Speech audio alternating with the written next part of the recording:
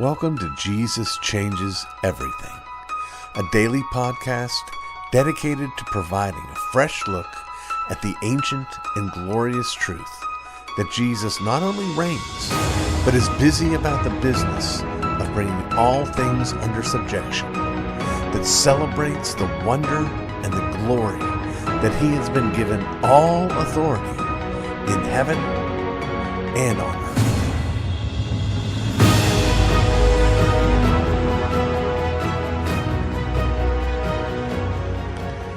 There's been a fair amount of talk recently from talking heads and pundits, columnists and bloggers, social media mavens, expressing a level of fear that when the election takes place in November, if things do not go as the president hopes they go, that the president will find some pretext, perhaps mail-in voting, perhaps COVID-19, some pretext to not exit the office of president in the following January.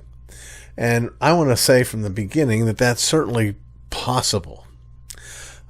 However, I have no reason to believe that that's likely.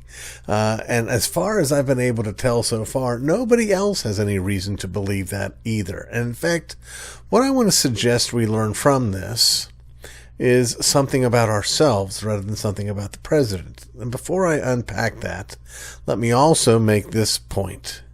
This is not, this particular segment, this is not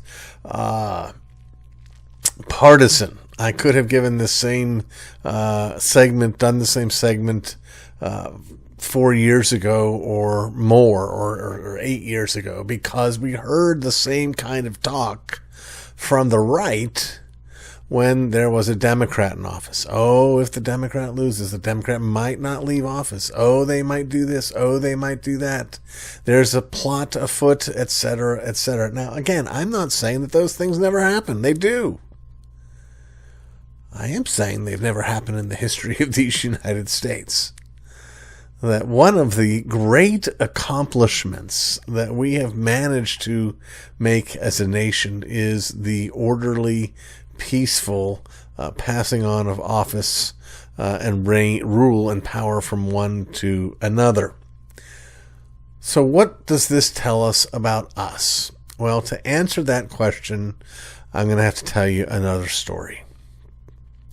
Because my thesis is that when we see this kind of fear-mongering, this kind of accusation built on nothing other than thin air, that actually what it reveals is the heart and the mind of the one making the accusation. So, once upon a time, this is a true story, once upon a time, in a galaxy very close at hand, not very long ago, but some years ago, a decade or so ago, there was a fella who wasn't much of a fan of mine. Now, I know you find that hard to believe, but the truth of the matter is that that's pretty much always been the case, and this fella to this day is still not much of a fan of mine. Well, this fellow decided to, among other dastardly deeds, he determined to create an internet campaign against me and participated in the creation of various and sundry www.rcjristhedevil.com websites, some of which are still out there. Well, when I was a sufficiently dead horse that there wasn't much reason or purpose in beating me any further, this particular fellow turned his attention to other people who weren't willing to join in the beating of RC Jr., beginning with,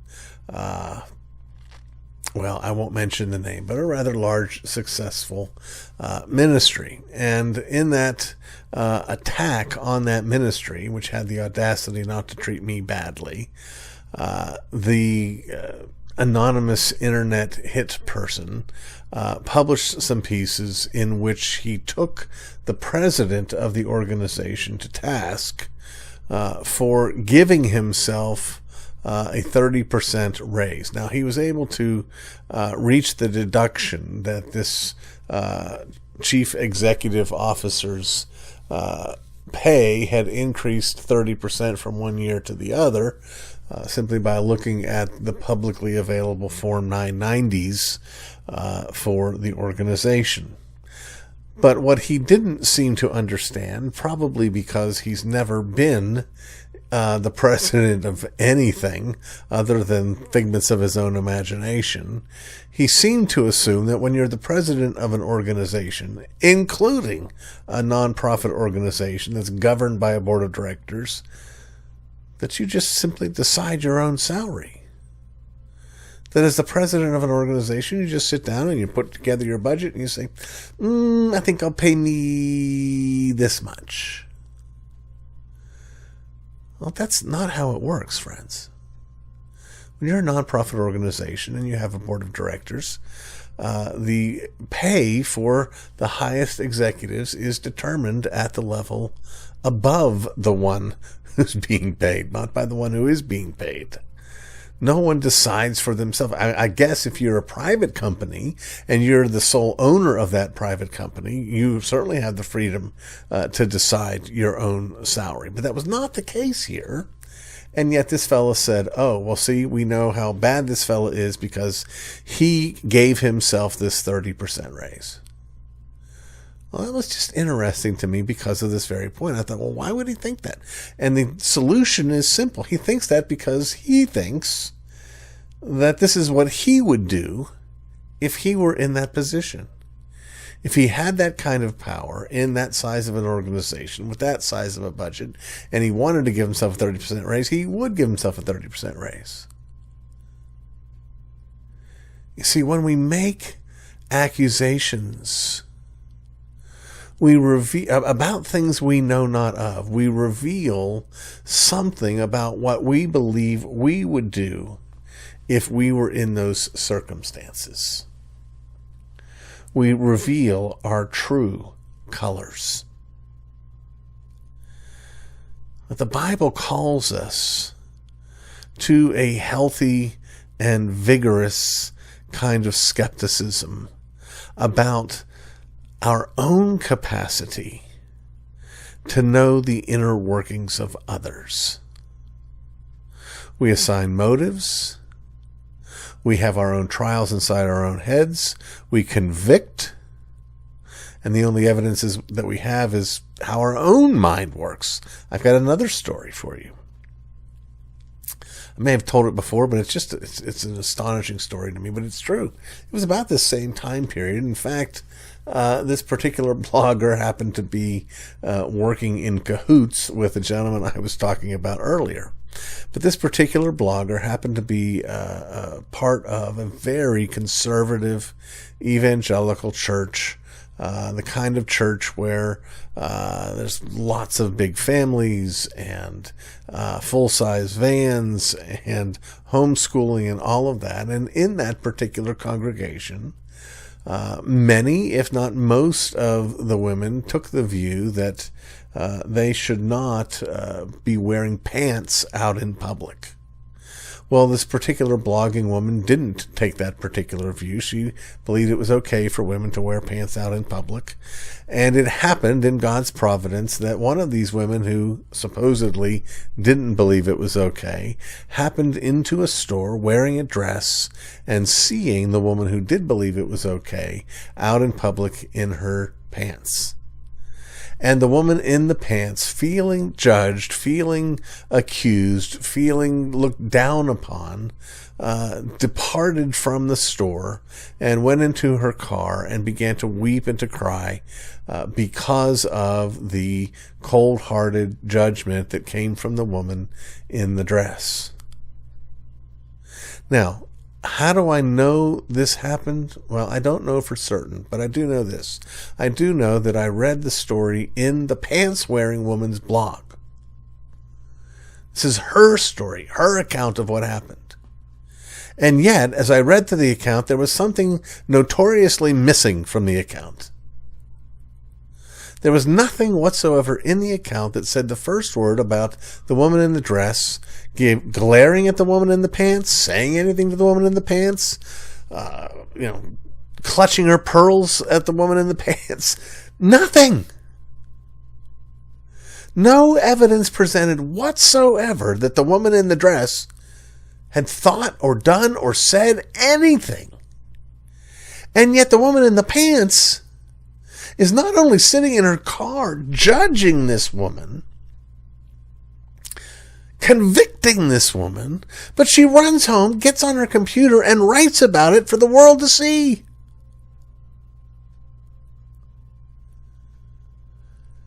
Now, I don't know the hearts and minds of all women, but I'm telling you this, if I had to guess, if I saw these two women in the store together and I had to guess which one of these two women is more likely to judge the other one, it's an easy choice.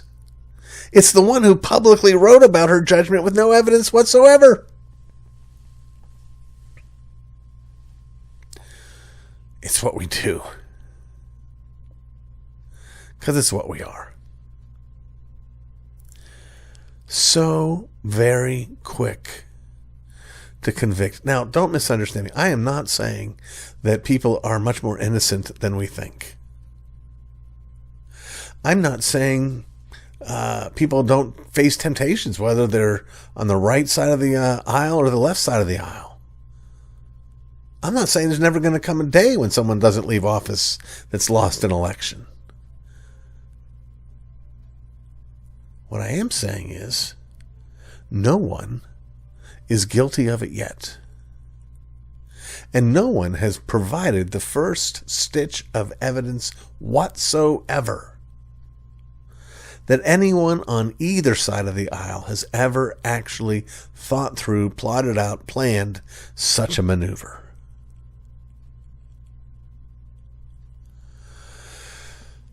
Friends, I feel a little bit like Sisyphus rolling this rock up the hill and rolling it up the hill and rolling it up the hill and rolling it up the hill, begging and pleading for us to stop with the prideful judgments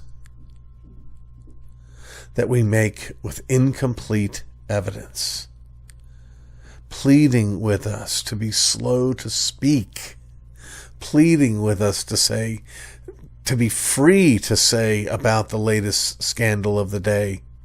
I don't know. How would I know? How would I know what actually happened?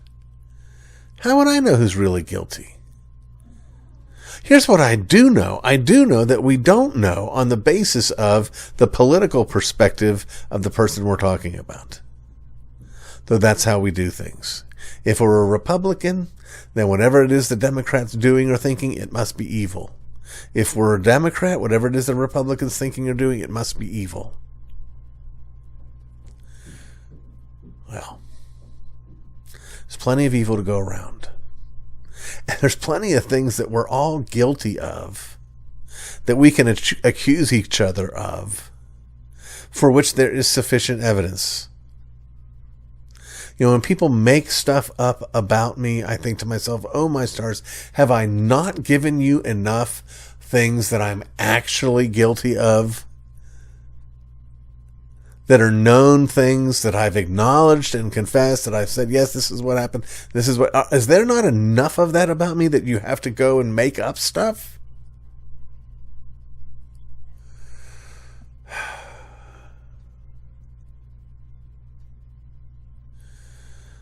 It's another part of this that we'll be talking about in a future segment. And the reality is that one of the reasons why we're quick to do this is because somehow we got it in our heads that anybody more famous than us or more powerful than us or with a bigger reach than us isn't real and doesn't deserve the protections of innocent until proven guilty. For now, that principle is not just a legal principle. It is a legal principle. You don't punish someone until they've been proven guilty, but it's also a question that applies to someone's reputation. You don't mentally convict someone without sufficient evidence.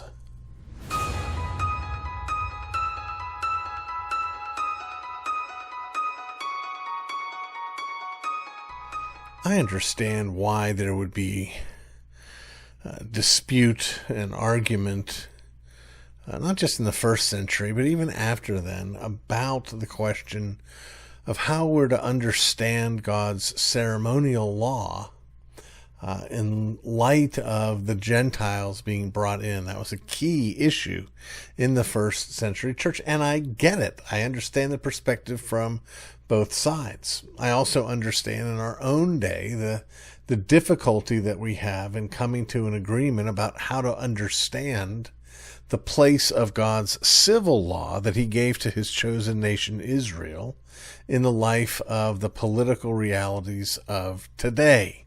Do those civil laws come over wholesale? Are there shifts and adjustments that need to be made? What adjustments? All of that I get. What I don't get is a wholesale indifference to the law of God. And that is something the church struggles deeply with. And one of the ways that we see that is the relationship that the church has with the book of Leviticus. This is part 3 of our ongoing series, The Bible in 5 Minutes. We come now to the book of Leviticus, which some would argue is the kind of ugly duckling of the books of the Bible. It's that place where those who are trying to read through the Bible in a year often get bogged down and give up. Why? Well, because it's filled with page after page of details about how this sacrifice is supposed to take place and what cut of meat is supposed to be cut and how it's supposed to be handled and who's supposed to handle it and what the priest is supposed to wear, and all of these details that have, in my judgment, been fulfilled in Christ. They were all designed to point toward Christ, but that brings us back to why it should matter to us. Imagine, if you would, that you were under the judgment of a great ruler. You are under a death sentence.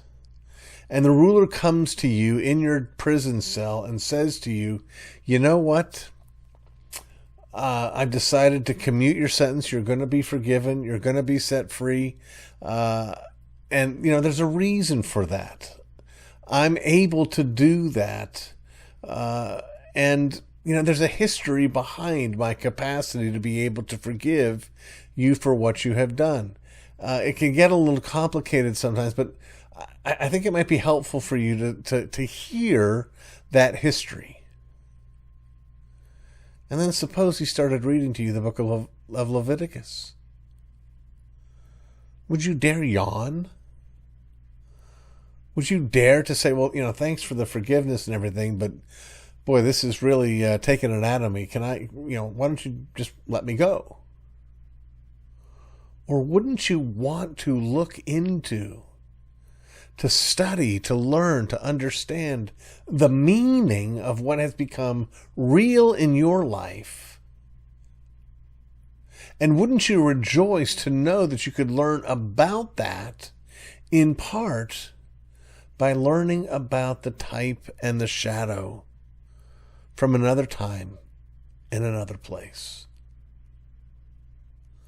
The book of Leviticus is the book of the revelation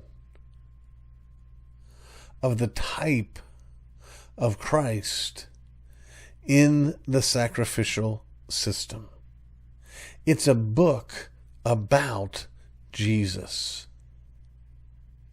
One of my common complaints is that we don't appreciate the celebratory nature of the Lord's Supper. We don't grasp that when we come to the Lord's table, we're at his table as a member of his family, enjoying table fellowship. And one of the reasons I'm persuaded we don't get that is because we miss that that's exactly what happens in the sacrifices in the Old Covenant. Something we would know if we paid attention and studied and read this important book. The short version, once again, the book of Leviticus is the book of the shadows and the types of the work of Jesus Christ, my Savior and yours. And for that reason, It's worth our attention.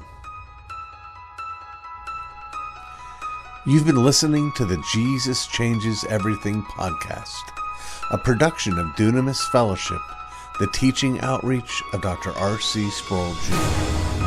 If you've enjoyed this podcast, we encourage you to subscribe, which you can do at all the usual outlets, to tell your friends, and to spread the word. To learn more about the work of Dunamis Fellowship, please visit rcsproulJR.com and join us next time on Jesus Changes Everything.